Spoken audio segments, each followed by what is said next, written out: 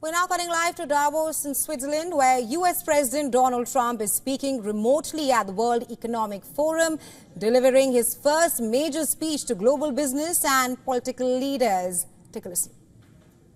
Momentum and what we're doing and going to do. My administration is acting with unprecedented speed to fix the disasters we've inherited from a totally inept group of people and to solve every single crisis facing our country. This begins with confronting the economic chaos caused by the failed policies of the last administration. Over the past 4 years, our government racked up $8 trillion in wasteful deficit spending and inflicted nation-wrecking energy restrictions, crippling regulations, and hidden taxes like never before. The result is the worst inflation crisis in modern history and sky-high interest rates for our citizens and even throughout the world. Food prices and the price of almost every other thing known to mankind went through the roof. President Biden totally lost control of what was going on in our country, but in particular with our high inflation economy and at our border. Because of these ruinous policies, total government spending this year is $1.5 trillion higher than was projected to occur when I left office just 4 years ago. Likewise, the cost of servicing the debt is more than 230% higher than was projected in 2020. The inflation rate we are inheriting remains 50% higher than the historic target. It was the highest inflation probably in the history of our country.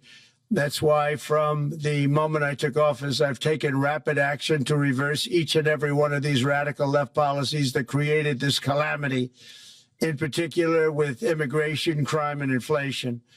On day one, I signed an executive order directing every member of my cabinet to marshal all powers at their disposal to defeat inflation and reduce the cost of daily life. I imposed a federal hiring freeze, a federal regulation freeze, a foreign aid freeze, and I created the new Department of Government Efficiency. I terminated the ridiculous and incredibly wasteful Green New Deal. I call it the Green New Scam.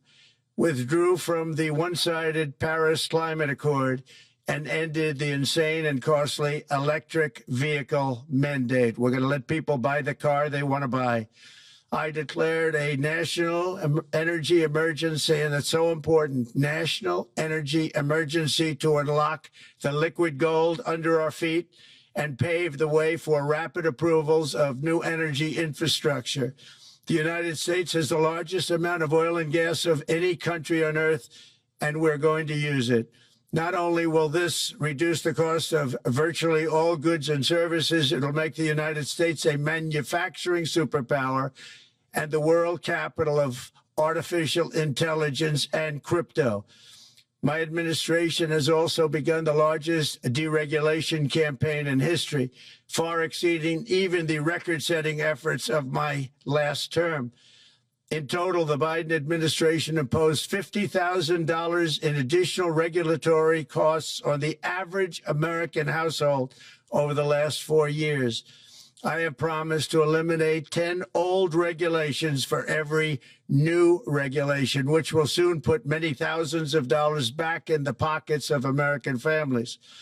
To further unleash our economy, our majorities in the House and Senate, which we also took along with the presidency, are going to pass the largest tax cut in American history, including massive tax cuts for workers and family, and big tax cuts for domestic producers and manufacturers. And we're working with the Democrats on getting an extension of the original Trump tax cuts, as you probably know, by just reading any paper. My message to every business in the world is very simple. Come make your product in America, and we will give you among the lowest taxes of any nation on earth. We're bringing them down very substantially, even from the original Trump tax cuts. But if you don't make your product in America, which is your prerogative, then very simply you will have to pay a tariff, differing amounts, but a tariff which will direct hundreds of billions of dollars and even trillions of dollars into our treasury to strengthen our economy and pay down debt. Under the Trump administration, there will be no better place on earth to create jobs, build factories, or grow a company than right here in the good old USA. Already Americans' economic, you can see this, I think, maybe even in your wonderful, wonderful room that you're all gathered together, so many of my friends, but Americans, the economic confidence is soaring like we haven't seen in many, many decades, maybe not at all. Upon my election, it was just announced that small business optimism skyrocketed by 41 points in a single month. That's the highest ever. There's never been anything like that.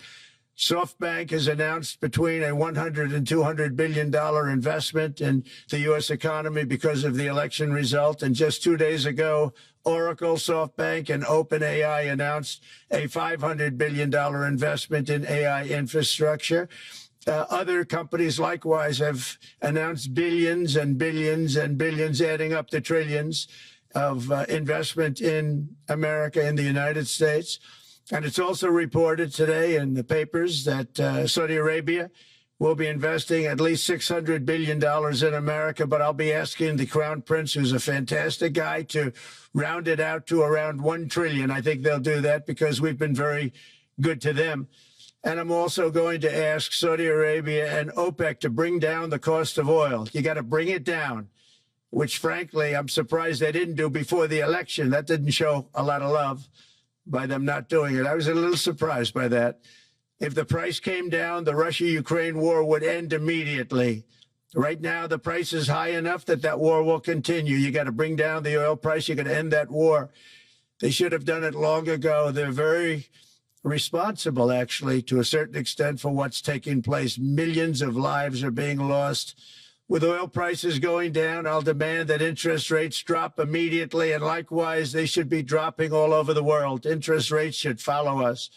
All over, the progress that you're seeing is happening because of our historic victory in a recent presidential election, one that has become quite well known throughout the world. I think a lot of things are happening to a lot of countries.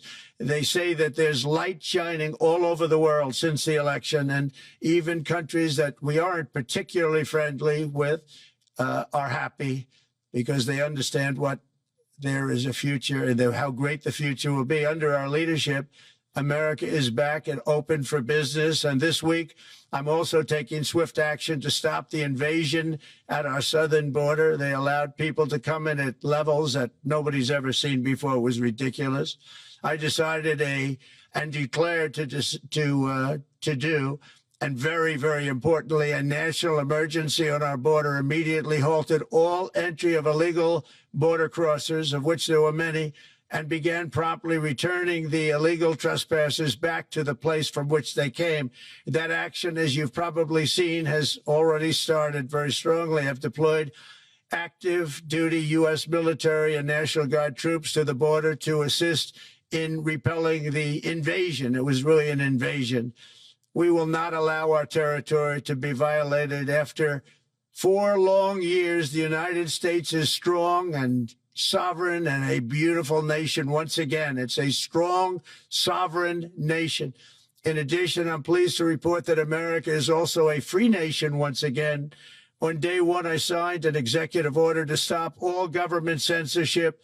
No longer will our government label the speech of our own citizens as misinformation or disinformation, which are the favorite words of censors and those who wish to stop the free exchange of ideas and, frankly, progress. We have saved free speech in America, and we've saved it strongly. With another historic executive order this week, I also ended the weaponization of law enforcement against the American people and, frankly, against politicians, and restored the fair... And well, for more on this, our correspondent Susan Tehrani is joining us live on the broadcast. Hi, Susan. This was U.S. President Donald Trump's first address to global leaders, and he clearly hailed the golden age of U.S. and made an announcement that everybody should make goods in America. Talk to us more on that and how he signaled that America is back and open for businesses. Right. He started by talking about those investments in AI, which he announced just a couple of days ago. He also talked about trade policies, which we knew he would talk about. He said that market participants are eager to gain insight into the U.S. market after his election. He also talked about potential tariffs on imports from China, Canada, and Mexico. And while he did not name them, he said that if you are going to make your products in the United States, we're going to give you very good tax breaks. If not, then tariffs will be imposed. Remember, those tariffs against these three countries in particular may start from February 1st if an agreement is not made. He talked about his economic initiatives. He talked about deregulation, tax cuts. He talked about a lot of domestic issues and the executive orders that he's been signing, criticizing the previous administration. Of course, he alluded to the Ukraine-Russia war. He said that it should have stopped a long time ago. He talked about Saudi investment in the United States and called on OPEC to lower oil prices. Saudi Arabia was a noteworthy mention.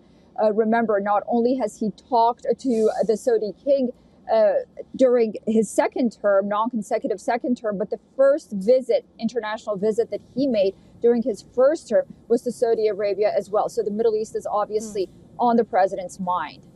Right, Susan, thanks very much for joining us on the show and sharing your insights with us on Trump's first speech with the global leaders.